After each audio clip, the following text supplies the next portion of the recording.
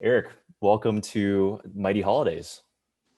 Well, thanks for having me. And thank you all for joining us today. And I think today really, at least for us, I think we want to focus on personalizing, but also empathizing that everyone here today is coming from a very different walk of life. And we want to make sure we meet you where you're at and help you on this journey to get you where you want to be. So please join us with a cup of tea, cup of water, cup of coffee, and hopefully this is a productive session for all of you. Awesome. And then while Eric and I are chatting and we're answering the questions that you pre-submitted, if there are any questions that do come up, in your mind while we're chatting, please do feel free to drop them in the chat box here. It should be on your right if you're on a computer, but feel free to just chat it into that section so that we can all see it. And then once we get to that portion of today's conversation, I'll be able to work some of those in. So Eric, obviously we just got off of Thanksgiving. Hopefully everyone on the call had a great Thanksgiving. I know that you and I probably both, had a good amount of food to eat last night as well. And so this is a very top of mind question, I think, to start with, which is, how would you recommend that people incorporate healthy food into the holiday season? Excellent question. I'm sure so many of us may still be dealing with leftovers for the next few days or so. But even just looking at my Thanksgiving meal yesterday, the biggest thing I thought of right off the bat is just kind of, the spread on the table, right? We think about so many traditional dishes like stuffing, mashed potatoes, green beans, whatever it may be. I think it's important to first assess from that standpoint, asking yourself, number one, how can I focus on what's best for me, which is really increasing the amount of vegetable intake and meats. So myself in particular yesterday, instead of going straight for the mashed potatoes, which, was filled with a ton of delicious butter, I had to refrain a little bit and went for the green beans first. And just, when it came to going for the meats, definitely went for the lean meats, the white meat, and taking it even one step further, looking at it from an even deeper level. We're looking at the ingredients we're using to cook, right? There's tons of sugar, salt, butter, whatever may be being used. That's another level of where we can control too. So I think from a big picture standpoint, assessing the ratios of the types of food we're eating, and then on a deeper level, taking a moment to see how we can use the way we're cooking it to make it more healthy. But at the same time, it's also the holidays. It's tough, right? You're together with your loved ones, hopefully in a safe manner. And you want to just enjoy that time and that meal. So it's totally understandable if, there's a moment where you are giving in, but just making sure you are in understanding that you're in total control and you know what's good for you, what's not, and doing your best to stay within those lines, I think is extremely important. Yeah, that's a great way to put it. And it makes me think too, that even saying something as simple as cranberry sauce, right? Like you could, for example, our members, we're used to writing something like that, as simple as that in our food logs, but that could actually mean a lot of things, right? It could be a store-bought cranberry sauce from a can, which, usually comes with a lot of sugar and processed, items, to something maybe that you're making at home from scratch. It is still going to be a little bit on the sweeter side, of course, for the holidays, but we know that on the spectrum of things, at least, what's going into it, and it's not going to be as processed as it could be, right? Yeah. So kind of on that topic around sugar. So sugar is often the thing that I would say we struggle with the most, right? In our society, is like everything has sugar in it. And I think that's one of the hardest cravings to kick. So in your perspective, does the craving for sugar ever go away? So for example, if we continue to change our diet, do our taste buds also adapt as well? Yeah, but probably not as quickly as we would like, unfortunately. For those with a sweet tooth, I'm sure many can relate to this. It's tough, right? When you see that special item that we like to indulge, it's hard to refrain. But to answer your question directly, it takes time. As you lose weight, as your diet changes, so does your body. And a lot of these taste receptors, they change with time. So with time, your desires or cravings for specifically sugar or other types of food may change as well too, but it's not something you can expect to really change overnight. Very cool. So let's talk a little bit about the time that we spend between meals, right? So I think one of the things with the holidays, especially during a pandemic, has been we're all stuck at home. We're surrounded by food all day. It feels like the fridge and the kitchen island are within reach at all times. So it just feels like we could be eating almost all the time, right? And so I feel like there's a lot of interesting myths or misconceptions around how many meals should I have a day? How often should I be eating in a day? Can you clear those up for us? Yeah, I mean, it is very tough during the holidays, right? So many people start Christmas or Thanksgiving at 3, 4 p.m., eat into a food coma, take a nap, wake up ready for the second meal. So I think in those situations, the most important question you have to answer for yourself is, are you actually hungry? And that question is not always easy to answer, because sometimes we mix that up with cravings, right? Sometimes I crave something, but that doesn't necessarily mean that I'm hungry. So really, to better understand whether or not you're hungry, you have to know the signs. And one of the most common signs and symptoms that sometimes we all commonly feel is just hunger pains, right? We feel our stomach making noises. We feel the emptiness of our stomach. Sometimes we may even feel lightheaded or even irritable, hangry, if we may. And those are very, very common signs of true hunger. And those are the moments that you should eat. In terms of eating schedule, how far, to wait, it's very different for each person, right? Some people get truly hungry earlier than others. And that's where it's not as clear and it's not as black and white. And that's where you have to understand your body and listen to it. But I will say, it does vary if you have different chronic conditions. For example, if you have diabetes, especially people using mealtime insulin, those are situations where it's actually better to have a more regular eating schedule. Mm. That way you can receive your insulin at that time that you're eating to really Mhm. prevent sugar level spikes. In addition, not to get all science on everyone, there's this effect that I love to talk about. It's called a Samoji effect. And that's really an effect where people that give themselves nighttime insulin, if they actually don't eat for long periods of time, the body reacts to that insulin by having a rebound spike in blood sugar. So when they wake up and check their morning fasting blood sugar, it's actually very elevated. And if you're someone that finds themselves in that type of situation, it actually becomes pretty important to have a midnight snack. I know that's another myth that a lot of people bring up is, don't eat, within 2 hours of sleeping time, because that's going to impact your weight. That's not actually true. Specifically in diabetics that use insulin, it becomes very important to actually have a midnight snack at times if you are experiencing this emoji effect or this elevated blood sugar in the morning. But if you're not, and you're actually not hungry, obviously it'd be great if you can refrain from eating, after dinner. Amazing. I'm going to have to start using the word Samoji effect in my daily vocabulary from now on. I Yeah, think yeah. that's, I mean, yeah. we all know emoji, so Samoji's right there with it.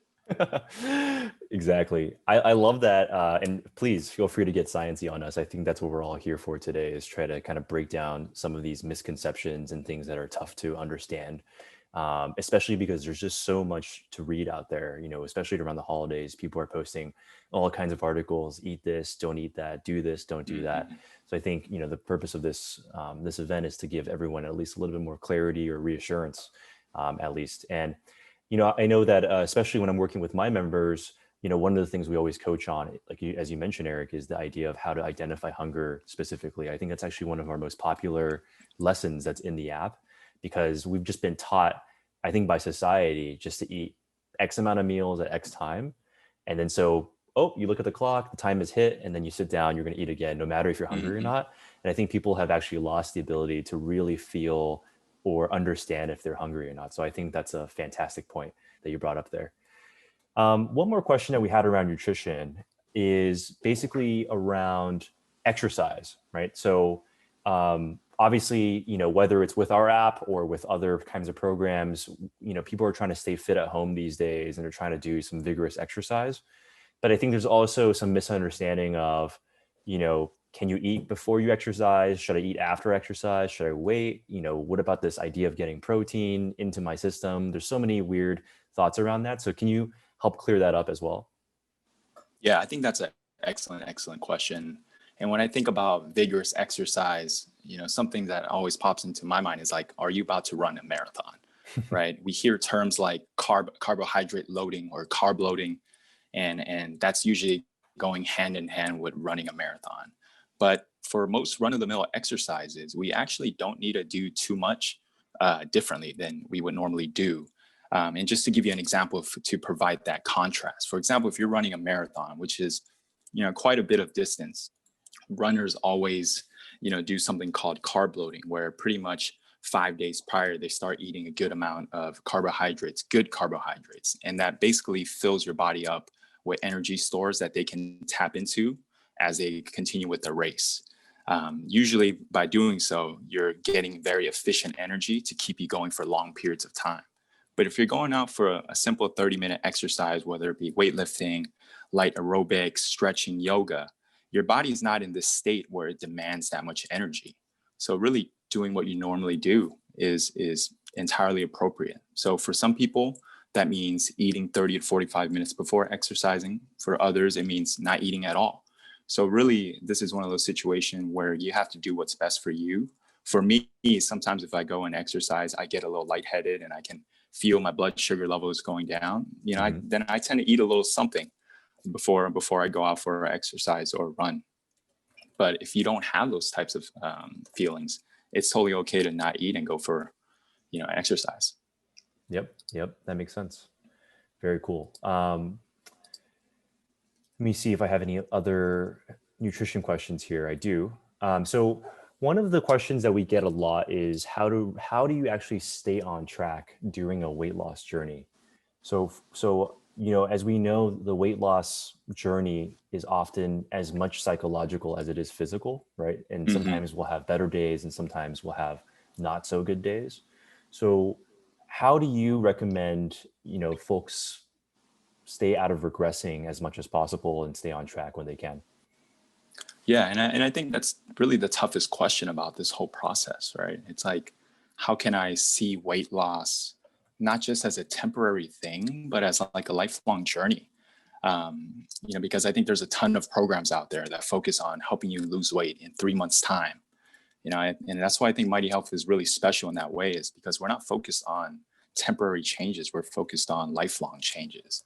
And how I like to go about staying on track is really bringing it back from an end goal to just a day-to-day purpose in your life, right? So instead of just focusing on the end result of I want to drop 20 pounds in 2 months, can you bring it back to today, where it's like, can I eat as healthy as I possibly can today?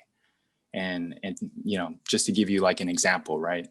Say I'm trying to build a beautiful, robust brick wall for my house. Instead of focusing on how great this wall is going to look by the time I'm done, I'm merely focused on, can I lay this brick today as perfectly as possible? And soon enough, by doing that every single day, the end result will take care of itself, right? So really, habits are extremely, extremely tough to change, but habits are really what will sustain you for an ongoing healthy lifestyle. And that part's important to really make good habits a daily thing. Yeah, I love that. There's so much like psychological wisdom that you just dropped there, just around how to think about that. Because I feel like it's just so easy to get discouraged when it's the cliche is like to eat the whole elephant in one bite. It's impossible to really take on the whole journey, all at once versus really seeing it as a day to day. And if you have a bad day, that's okay. You sleep, wake up, brush it off, and get started on a new day. Right? There's nothing in the universe saying that just because you had a bad day yesterday means that you're starting off worse today as well, right? You can always, I think the mental attitude that we want to have together here is to have that toughness when we wake up to say, hey, it's okay. We can brush it off and let's just go, let's just go after it tomorrow. Absolutely, Um, absolutely. we did have a question that did come up during the pre-submissions as well, which I thought was a really good question. I hear this a lot during these types of our calls that we have when I meet our members for the first time, which is around pizza and bars. Those are kind of two of the types of things that people tend to enjoy, or maybe it's like a quick snack that you could have on a busy day. But then when you look at the shopping list that we personalize and provide, it's often in the red section. So can you talk a little bit about what are some options or healthy alternatives for pizza and bars? Yeah, I mean, I personally am a huge, huge fan of pizza, and sometimes it's easy to get the frozen ones and just heat up for a quick meal, especially if time doesn't allow for getting a more healthier option. But when I found out about how simple it can be to make your own pizza, that completely changed things for me as well. Often at Trader Joe's or even local grocery stores, you can buy cauliflower crust, and build your own pizza in a sense. You start with the crust, and then you go for unprocessed sauces, unprocessed meats, unprocessed cheese, and then throw it in the oven. And soon enough, you'll be set with a homemade healthy pizza. I mean, it takes a little bit of time, but it also offers more customization in a way that you get to eat exactly what you like, And and in taste. a very and taste, yeah, and in a very healthy way. So oftentimes I find myself doing this, and get some fresh mozzarella, get some unprocessed tomato sauce, and I'll just get some fresh herbs and throw it on there and go veggie for the day. Or if I'm feeling some meat, I'll get some grilled chicken and put that on top as well too, or sometimes even both. So that's kind of how I feel about pizza.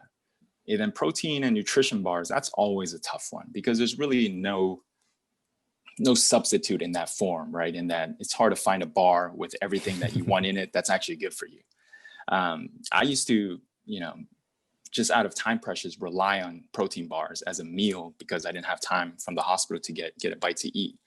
But once you start getting into the details of it, and if you turn that bar around and look at the nutrition facts, it might scare you to see how much sugar is actually in that. And all that is added sugar that is actually really bad for you.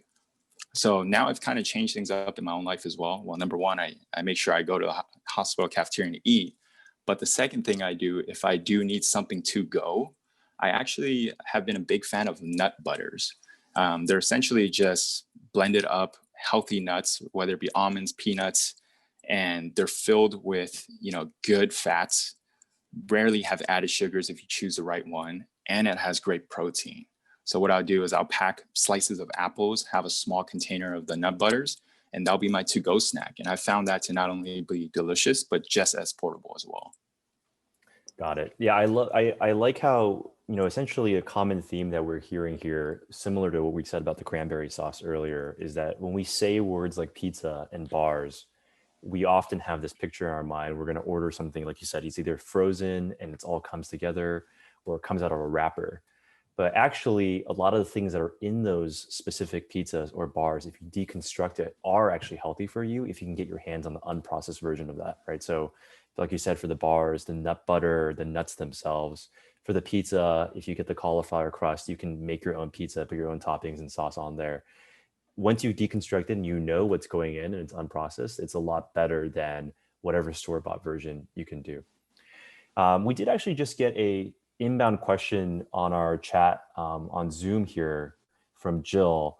Thank you, Jill, for bringing up this question. She was wondering about the difference between keto versus low carb diet.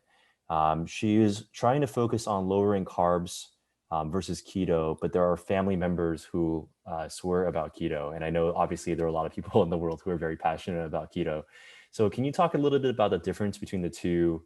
I know for us, we recommend anywhere between 50 to 100 grams of carbs a day. That would be in sort of the low carb category. And then typically or traditionally, the definition of keto is basically anything less than that. Right? You're staying in the 25 or fewer type of category. So can you talk a little bit about the difference between those two and in terms of our diet? Yeah, absolutely. How I like to think of those two is keto is essentially an extreme form of a low carb diet where you're taking it to the point where you are not consuming any carbs. And the purpose of that is your body first breaks down carbs to be used as energy. And once your body is depleted of carbs, the fats start to get broken down. And when you're in a state where you're not having any carbs, you're in a state what they call ketosis. And that's where the keto diet comes as. And essentially what that means is you're basically in a state of starvation. And this starvation then pushes your body to then break down your fats, for energy. So a lot of people rave about keto diet in particular because it's actually very effective for weight loss. But the reason why we're not so excited about it is because we're not just focused about weight loss. Our goal is for weight loss, maintenance, healthy lifestyle. And one of the problems with keto is it's notoriously known for rebound weight gain. And the reason for that is because a lot of people end up yo-yoing their diet, right? They go strong for 2-3 weeks. And the next week, they basically eat all the carbs that they want. And it's not uncommon for you to hear, your friends, telling you, I've been on keto for 2 weeks now. Oh, but last week I was really craving for some noodles or some pasta or some rice, and I ate like a massive bowl, right? So you hear that very, very commonly. And the reason why we're a little more excited about low carbs in general is because it's less restricting. And just to be honest with ourselves,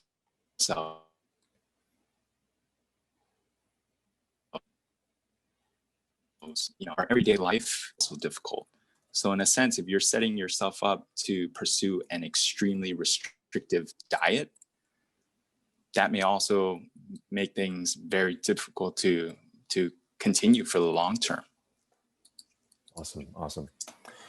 All right, Jill, thank you for that question. If anybody else has any questions, please feel free to drop in the chat. Hopefully that was helpful as well.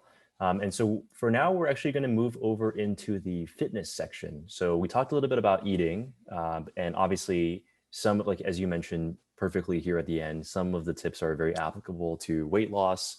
Some of them are just about having a healthy lifestyle for the rest of your life. And so what's really important to do while you're eating well is obviously exercising as well, so that you're building strength, flexibility, and balance in your body, and not just losing weight on its own. So we had a few different questions that came in from the audience around exercise and fitness. And one of the biggest things is actually around joint health. So one of the biggest things that we emphasize at Mighty is trying to make our exercises and workouts easier on the joints. And a lot of the folks that come to Mighty have already pre-existing joint problems, or having a lot of pressure, putting a lot of pressure on their knees, their hips, their shoulders, etc. So can we talk a little bit about exercises that are beneficial for losing weight, but also don't hurt us and don't lead to injury, basically, because I think that's what we're all afraid of. Yeah, I mean, I've just been extremely impressed by the exercise regimen here at Mighty Health because it's so holistic, right? We're thinking about the person as a whole. We're considering all their medical conditions that oftentimes, doctors aren't doing. For example, I have a patient that I've been working with in terms of weight loss that has been really struggling with weight, but also has terrible knee problems to the extent that she needs knee surgery. But the surgeons are telling her, I can't give you knee surgery until you lose weight. But her thing is, I can't lose weight because it's difficult to exercise with such bad knee pain. And just kind of with the exercises you guys created, that can really change the game, because it's important to find exercise regimens that work for you, right? To be able to get into, the pool, to take pressure off the joints, to actually get an adequate workout, or whether it be sitting down and cycling to take pressure off the knees. It's very important to first assess your body and get out of this catch-22 where it's like, I want to do this, but it hurts, so I can't do this, and instead find something that works for you. But more importantly, I think it's important to recognize what you can control, right? And eating the right foods, the healthy foods that will not cause you any pain at all. And that's something you're in absolutely control of. And that can actually make a bigger difference than exercise. And not to say exercise is not effective, but in combination with a great diet, that's where we start to see the magic. So all to say, finding the exercise that works for you, but also getting the nutrition part correct too. And then with those two together, that's when we can expect great results. Exactly. And I think an important reframe there is finding things that you actually enjoy, right? I think one of the things that we try to focus on, whether it's in our program or outside of it, is getting trainers, instructors who are high energy and can actually make you enjoy the time that you're spending working out. Because that's all the difference too, right? It shouldn't feel only like work. You should really feel like you're working on your body, and you're really building your independence and freedom as well, right? You're in your functional strength and things like that. One of the things that we deal with a lot, or we see a lot, is that a lot of folks who aren't as used to exercising in the past, try out either some of our workouts or maybe watch a YouTube video or follow something else. And the next day they wake up and they're like, everything hurts, right? They're like, I don't know if I just tore everything in my body. Like maybe I should never work out again. It just is so painful. And I think one of the things that's really hard to discern is a difference between feeling sore versus actually getting injured. Can you talk a little bit about that? I know there's a lot of people say no pain, no gain, but too much pain, then that's when you're not going to get any gain. So I think at that point in time, it's important to recognize the difference. And what I like to tell people is, what type of pain are you feeling? Because sharp, sudden pain, that's never a good pain. Because in those moments, you could have pulled something, right? You could have damaged the ligament in your knee. So if it's sharp and if it's sustained, those are reasons to really stop, take a moment to rest, and really reevaluate if it goes away. And if you notice getting back into the exercise, the pain's gone, that's usually a good sign. And then in terms of just soreness in general, something you can expect to feel at least anywhere from 2 to 3 to 4 days after an exercise regimen. And that's usually in the feeling of, more of like achingness. And it's not necessarily pain that's going to debilitate you or prevent you from doing all the normal things that you would do. But if you're finding all of a sudden you're limping, right? Or every time you stretch out your leg, you're feeling sharp pains. Those are signs that something may be wrong, and it's definitely worthwhile getting checked out with a medical professional. Let's dive a second deeper into this. Why do our bodies feel sore after not having exercise for a while, or just the next day, right? What is actually physically happening in our body that we're feeling that soreness, and why is that potentially good for us? Yeah, so what you're feeling that's causing the burn, it's the lactic acid being released in your muscles as you're working them out, as you're stretching them. Like what bodybuilders like to say is you want to feel that burn because that means you're actually causing micro tears in your muscles that are then letting it heal in a way that it becomes bigger or stronger. And oftentimes with exercises that we're doing that we haven't done in a long time, we may be experiencing these really small insults of injury to our muscles, that then causes it to release this chemical that can cause that burn. But ultimately, it's not harmful. Your body reabsorbs it and then gets processed. And then hopefully the end result is more flexible muscles, stronger muscles, and increased functionality of what you can do on a regular basis. Got it. Got it. That's very clear. Yeah, I think it's really interesting because one of the things that we hear a lot is, it's just day-to-day functional strength is such an issue, right? Like as we age, the things that used to be easier suddenly aren't so easy anymore. And I think the fear that's in the back of everyone's head is that you might reach up to grab something or carry something and then suddenly make a tweak here and there, right? And you hear that a lot. And then that tweak takes you, a couple weeks to heal, so you're not really moving, and then you're off track.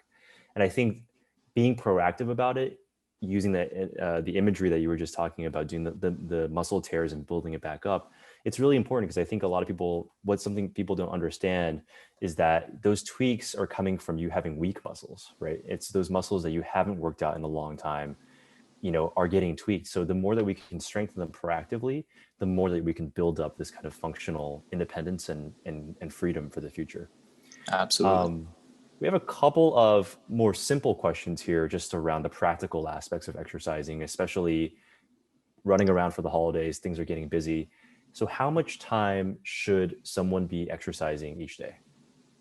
Yeah, so I think we've heard this almost drilled into our mind ever since we were young. It's like you should be exercising 30 minutes a day, every day. And sure, there's a lot of data on that from the American Heart Association and American Diabetes Association showing that it's effective. But at the same time, you have to be realistic with your goals too, right? We don't expect anyone that's beginning this weight loss process to jump right into a 30-minute exercise regimen every single day, right? It's just not realistic, right? People are dealing with, their jobs, their children, or whatever it may be, but what I try to focus on instead is progress, right? Can you start, even just one solid day of 30-minute exercise a week, right? And then after 2 weeks, can you bump it up to 2? Can you bump it up to 3? And then the goal is to get you to enjoy exercise so much that you want to make it a part of your everyday lifestyle. So I have a ton of patients that ask me this question all the time. And never once am I saying, hey, you should exercise every day for 30 minutes a day, because it's just insensitive, right? Because we're not understanding the world that someone comes from, and those unreal expectations would just never be met. So what I have to say about that is the goal, sure, is, 5 to 7 days a week of 30 minutes of exercise. But I think the recommendation I want to give is start with where you feel comfortable and find something you enjoy and work your way up. Great. I love that. Yeah, and one of the things that I see a lot when new members are joining our program is we ask them, what days of the week do you want to be exercising? And then people are super ambitious. They're like, all 7 days. And what we'd like Right, to right. do is like to start people on 3 days a week with some rest days in between, right? Going back to what you were saying about the muscles, if they're being torn apart and we're feeling that soreness in a good way, we're allowing a day in between for it to build up. And then hopefully at some point, like you said, progressing to the point where you can actually get to exercising 5 to 7 days a week. And you feel like your body is getting stronger. You're not as winded anymore, doing the same exercises as you were when you started the program, all those things. So I think that's a great kind of mental model for all of us to have. And then Hmm. also just getting a little bit more micro here, stretching. So obviously stretching is really important. We could talk a little bit about why as well. But also, how long should we be stretching for? Should we be stretching at the beginning and at the end? What's the right approach to that? Yeah, I mean the data on stretching is still a little bit inconclusive. A lot of people are known to think that it's important to stretch before getting into a workout, which is totally fine. I mean, ultimately, there's really no downfalls or no major negative effects for stretching. So when you do it is not entirely important. And then so getting into how to do it, right? How long is the right amount of time to stretch? What I like to tell people is stretching is entirely based on listening to your body, because I'm sure a lot of us probably can bend down and touch our toes right now, but we're going to be feeling some pain and may not even reach it. So it's important to first, assess your flexibility and start slow, right?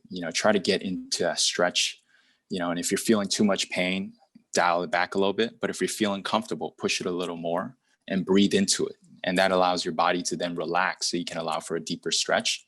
And I think holding it anywhere from 10 to 30 seconds is adequate initially, but then having multiple repetitions to then further get the muscles adequately warmed up, to get more blood flow to the area, more oxygen to the area, and as well as nutrients to the area as well too. Yeah, I think listening to your body is key there, right? I think everyone, if you were even if we're standing straight, there's going to be small imbalances in our body. Maybe our right leg and our right glute is a little bit tighter. Maybe our Hmm. left shoulder or right shoulder is feeling tighter because we've been on a computer all day or using a mouse. And so listen to your body. And obviously, if you're stretching, don't be afraid to even stretch the things that are tighter a little bit more. So great. Well, let's move on to the last section of our talk today, which is more about mental health and stress. Right. I think the saying is that all of these things are really important that we've discussed: nutrition, exercise, but it all starts in the mind, because that's our perspective on things. It's kind of like whether we're looking at things through rose-colored glasses or through sunglasses, and we're just like everything is dark. Right. It's really, really important of what perspective we take and our mental space that we take, especially during a crazy year like this, right? So why don't we start a little bit broader? How do you recommend that people deal with holiday stress? Especially during a year like this, where we're asked to stay inside and things are very different.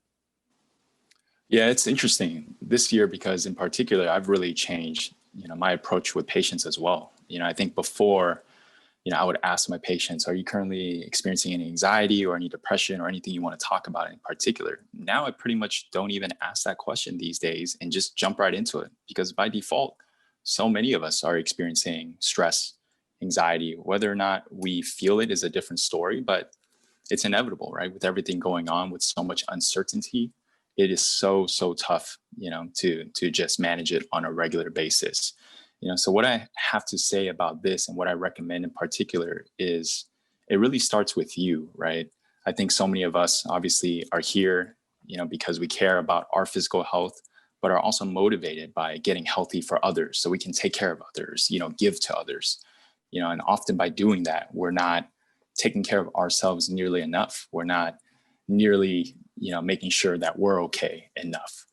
So what I would like to say about that is, first and foremost, you have to take care of yourself. And to do that, it means giving yourself the physical and mental space to address what you're feeling, right? Like if you're feeling a ton of anxiety, giving yourself that space to better understand it, right? If you're having a ton of stress, better understanding where it's coming from so you can find ways to mitigate it. But really, the bigger picture is figuring out how to control what you can control, right?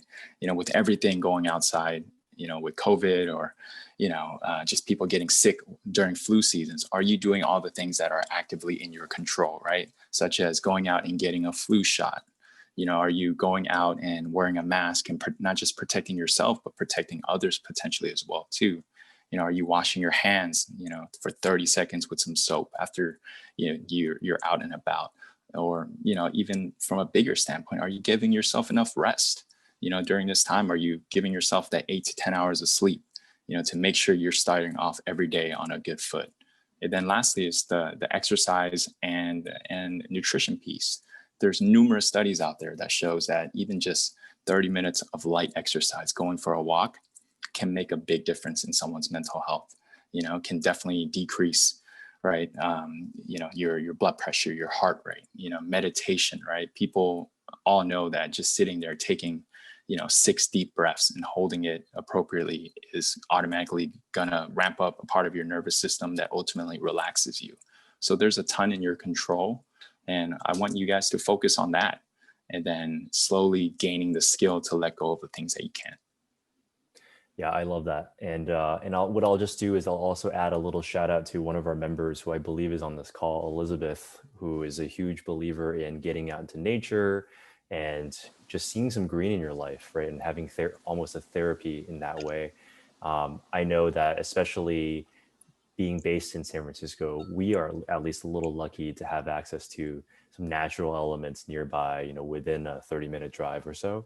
I know not everyone has that as a case, but even just getting outside, getting some fresh air, um, I think can make such a huge difference, when it comes to your mindset.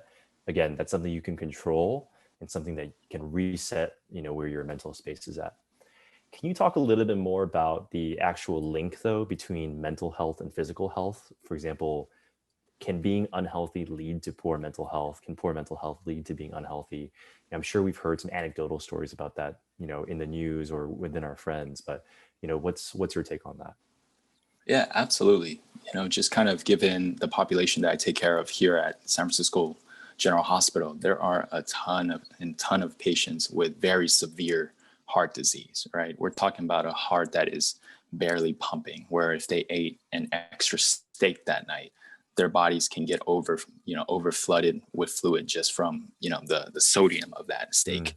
And what I've seen very commonly in these patients is that a lot of them are extremely anxious, right? They have a ton of depression in their life, and the reason for that is, if you're constantly worried about whether or not you're in a state of heart failure where you need to go into the hospital to get IV medications, it's nearly impossible not to feel anxious, right? Or if previously you can, walk and play with your grandchildren, but you're no longer in that position and just have to mainly sit and stay mobile, stay, kind of stagnant, that's got to be depressing as well too. So just that as an example, there is such a huge connection, and that goes along with so many other chronic conditions as well. Because ultimately, if your body doesn't feel good, it's hard for you to feel good mentally. exactly, Yeah. exactly. And let's talk a little bit about mindfulness as well. I know that you recently led our work on an excellent new anxiety and loneliness tracks inside of the Mighty Health program that folks can go through on their own time, kind of at their own pace. And I think that mindfulness is obviously a big loaded word. A lot of people have different definitions of it. It's pretty abstract. But can we talk a little bit about the role of mindfulness in terms of reducing stress and, helping us feel a little bit better, especially during this year? Yeah, I mean, I absolutely love this idea of mindfulness, because I try to keep it simple too. A lot of people make it super abstract, but what it means to me is just having more self-awareness, right? That means understanding, the triggers, that bother you, or the emotions that you're feeling, and understanding why you're feeling them.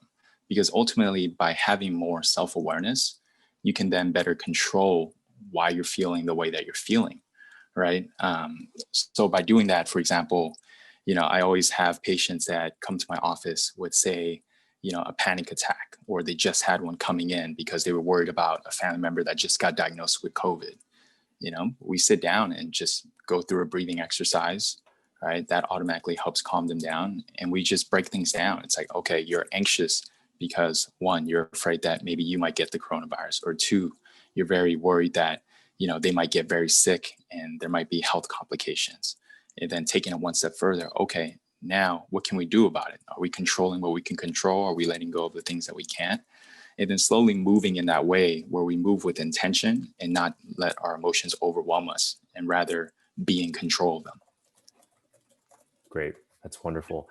I think interesting thing is meditation also has this connotation, like I have to learn to go to a silent retreat and sit there for 7 days before I can learn to meditate. And I was reading a book by, Dan Harris, I believe, of 10% Happier recently. He's a famous news broadcaster who had a panic attack live on TV and then learned to meditate afterwards. But one of the most important reframes that he brings is that meditation is not about sitting there for 10 minutes with your mind completely clear. He said, the only way that's possible is if you're dead, right? It's really about making this accessible and having, like you said, reframing as a breathing exercise. Even if you spend 30 seconds or a minute sitting down, grounded in a chair, with your feet on the ground and just breathing deeply, you'll be surprised at how different, you'll feel afterwards when you open your eyes up. I think it's a difference between having all of your feelings and swimming in them versus being outside of the tank and looking in and seeing all of your feelings swimming around, right? It's a completely different perspective on that. Love that. Love that. Yep. Awesome. And I'll be asking one more final question, but if anybody else has any other final questions that they'd like to ask, please feel free to put it in the chat. But as we begin to wrap this up, do you have any sort of other last minute tips or kind of an overall takeaway for our audience today for, let's just say even the month of December, as we're wrapping up 2020, looking into 2021, how do we take care of ourselves? Yeah, I think what I want to do is I want to empower everyone, right? You guys are taking time on a Friday night to be here with us on a Zoom session. That lets me know you really care about your health. Everyone has their different reasons for why, but at the bottom of it, everyone here cares, right? So with that said, I want to empower you guys to know that you guys are all in control, right? Regardless of what's happening in the outside world, what happens in your household, you have control of, right? What you eat, you have control of, how much you get out and exercise to be a better version of yourself, you have control of. And we're here to guide you with that. Our health coaches are available, our resources are available, our exercises are available. So that's one. And I think the second part is choosing your battles, right? It's hard to be perfect every single day, right? We're all human. Mistakes happen. And then I think the more important part, instead of getting down on yourself for those mistakes, is jumping right back on the train and keeping on. And I think that is extremely important too. And I think the very last part is just be kind to yourself. I think you guys all are very motivated, but sometimes the frustration gets in the way. So be kind, but be focused and be motivated, and understand that all of this is, a journey. It's not going to happen overnight. It's not going to happen in a few months. It's going to take time. And I think the more patience that you have, the easier this journey will be. Awesome. Well, Dr. Tam, I think that's a perfect place to wrap things up. Thank you so much for coming on and sharing your wisdom and practical tips with our audience. I personally learned a lot as well. I think my one big takeaway as well is that the holidays can often be a time where we're taking care of other people a lot and we forget to take care of ourselves. It's the whole purpose why we created the Mighty Holidays series that our team has been putting together. Has been a little bit of a conscious and intentional effort for our members and the extended community to be able to take even an hour, right, on a Friday to be able to sit down and focus on your own needs and your own health for a little bit. With that, thank you again, Dr. Tam, for joining us. Thanks to everyone on the line who has joined us for today's session as well. If you have any questions, feel free to visit our website, mightyhealth.com. That's mightyhealth.com. And we'll also have a recording of this on our Facebook page as well. Thank you and good night, everyone.